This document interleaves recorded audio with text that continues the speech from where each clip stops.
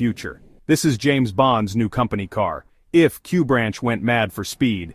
The Valhalla is British engineering, reimagined for the hybrid age, and we're all for it.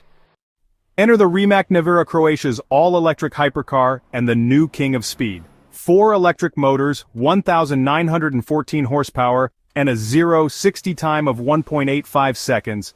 This is acceleration that borders on science fiction. It's not just fast in a straight line. Advanced torque vectoring lets it corner like nothing else. The Nevera's silent, relentless surge is a new kind of thrill, no roar, just pure, futuristic speed. It's a rolling tech statement, proving the future of ultimate performance is electric. While the old guard adapts, Rimac is already there.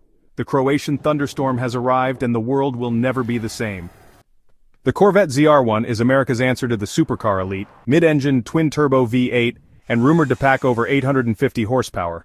No hybrid tricks here, just raw rear-wheel drive muscle, engineered for lap records and maximum